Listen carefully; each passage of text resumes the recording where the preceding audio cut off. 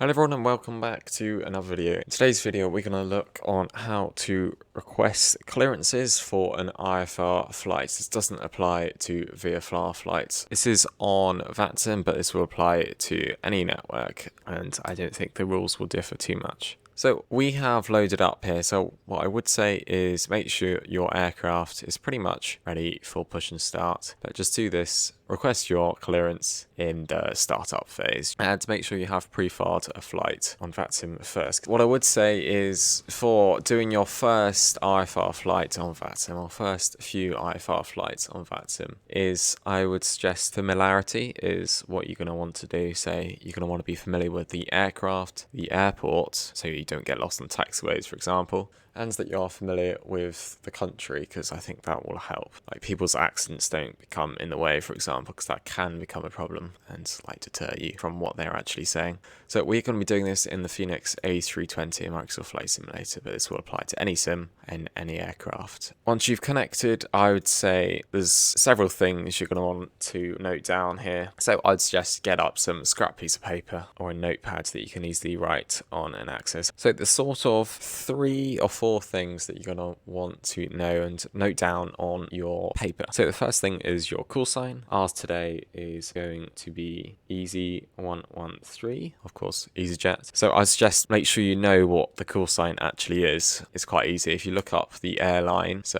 EasyJet airline code, it'll come up with the airline code and then the call sign on the right. Half the time it's not going to be the actual airline. So for example, Norwegian Airlines is not Norwegian in their call sign, it's Nordic. So just be careful on what you're saying, but you'll hear the controllers correct you. So once you've got the call sign, you're going to want to get the ATIS info. So that'll be letter, hotel, alpha, for example. That will rotate every, I think, half hour or so. And then the destination, airport, make sure you know what the destination is. And then a bonus, so it'll depend on where you fly. So for example, in the UK, you are going to want to know the aircraft type. On initial contact, you need to say that when you request clearance. But read the ATIS as we will have a look now. So I'm just going to bring up the ATIS here in text. So before you request your clearance, read and know the ATIS, because that will help you significantly. We don't need to read back any of the ATIS apart from what it says. So we've got information Sierra on board, so I'm just going to note that down here.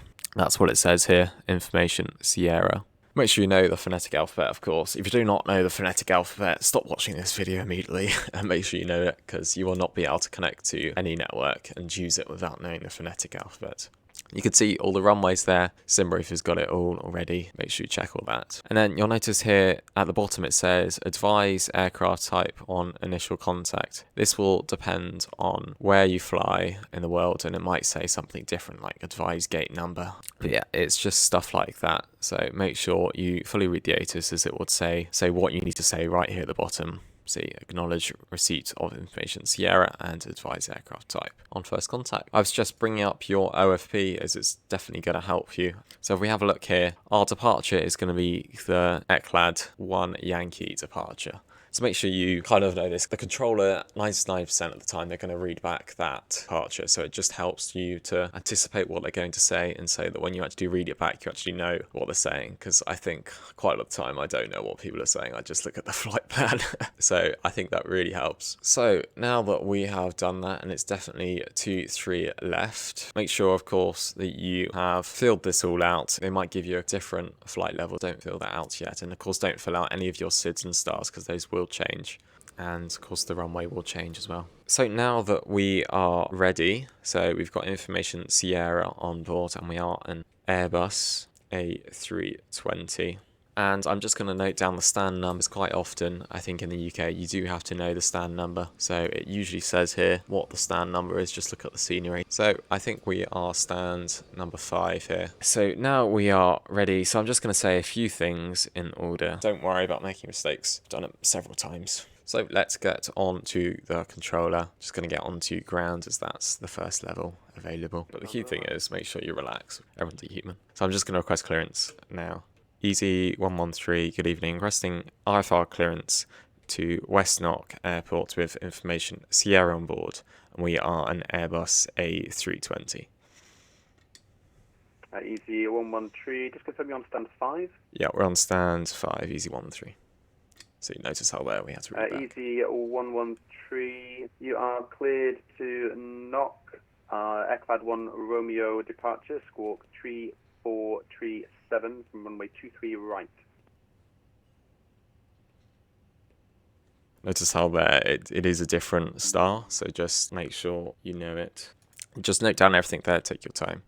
Easy 113, we are cleared to destination West Knock, and we are squawk 3437, 23 right, and needs the ECLAD 1 Romeo departure. Easy 13. Easy 113, be back correct. And we've done it. If you're still struggling, I've put a template of what you need to say in the video description, and it'll be on the screen now, so just substitute your stuff into the square brackets. For example, where it says Callsign in square brackets here, you would just say your Callsign, and then you can just read it out just like a script with filling in all the gaps each time. I hope that helps. Note down everything they say. I would suggest all the key information as I've done here, as you will have to read back everything. So whenever you fly on the network, you have to read back everything, unless it's a PDC IFR clearance.